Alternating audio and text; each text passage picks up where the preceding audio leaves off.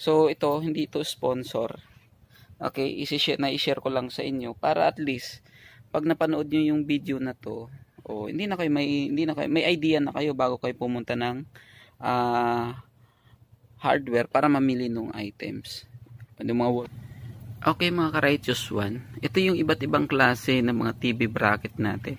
So pag wala pa kayo halimbawang idea dun sa TV bracket na gusto nyong bilhin, dun yung size ng TV nyo, kung anong TV bracket ang kailangan nyo, anong style. So share ko sa inyo, okay? Kung ano yung mga magagandang klase, anong yung design nung TV bracket na to. So dito kasi mayroon tayong iba't ibang klaseng TV bracket. Ayan. Ayan. So tulad nito, pwede siyang naka-flat. Pwede naman siya yung naka-tilt. Ayan. Yung naka-tilt yung nakayuko. Okay? Meron din tayong naka-fix lang din sa wall. Ayan. Tulad nito. So ito naka-fix din pero movable naman siya. Ayan. Tulad yan. So left and right movable. Ito kasi may mga sizes naman to. Depende dun sa TV.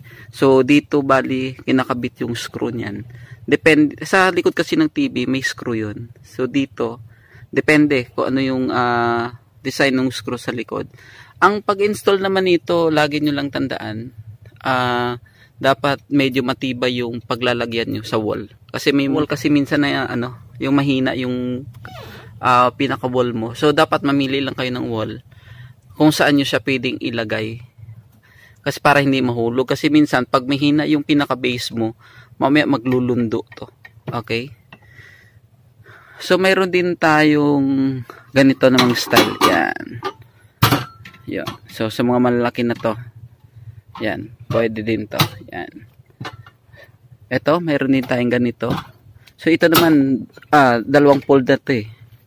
Yan siya. Oh. Yan. So, ito, pwede mong ilayo, pwede mong ilapit. Yes. Ayan yung mga style. Ito, mayroon din tayong mga ganito. So, marami naman tayong style. So, marami kayong magpagpipilian. Yan. So, ganun din dito. Yan. So, pwede tayo. Ang kagandahan lang kasi dito, mayroon kasi itong, mayroon siyang ganito. Yan. Mayroon siyang label.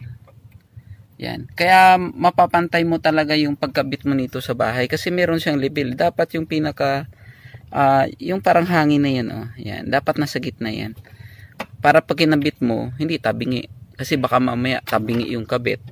At least yan may label. Lahat naman to may mga label. Yan. So pwede itong itilt. Yan, ito yung mga natitilt natin. Yan, pwedeng nakadikit. Yan, pwedeng nakayuko. Yan. Tulad nito. Ito naman nakapix lang to sa wall. Ito yung mga nakapix. Ito meron din naman tayo sa kisame naman nakapatong. Yan, ito. Yan, ito. So, pwede to. Yan. Pwede naman yan sa wall nakakabit.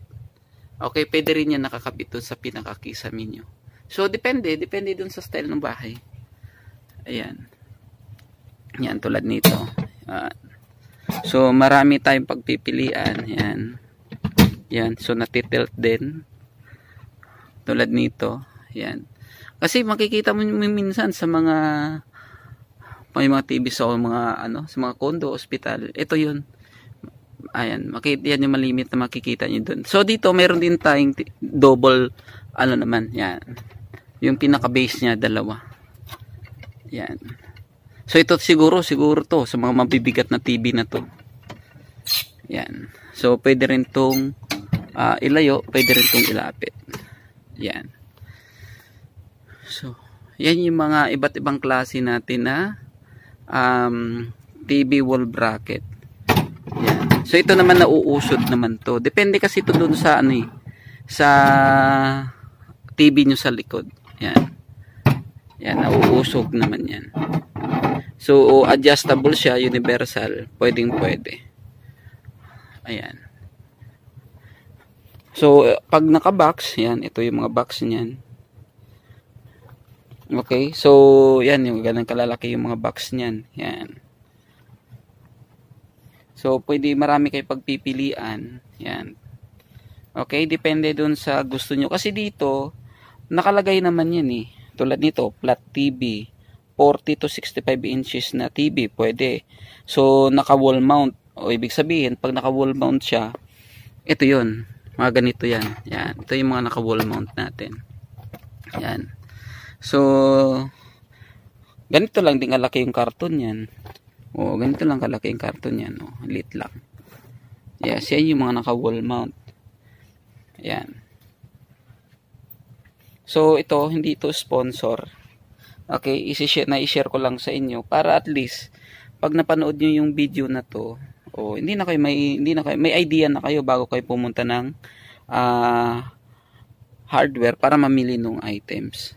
Yung mga wall TV wall bracket. Tulad nito, ito yung mga natitel to. So, pwede siyang nakayuko, pwede siyang naka-straight. Ito yung nabanggit ko kaninang pwedeng naka-tilt. So, yan naka-tilt siya. Yan. So, ito, isipin mo, ganito ang kaliit yung box niyan. Pero ang pwedeng inches ng TV dito is 22 to 45 inches na TV. So, tulad nito, yan, 45 to 45 to 75 inches na TV yung pwede mong ikabit dito sa ganitong klase. Yan.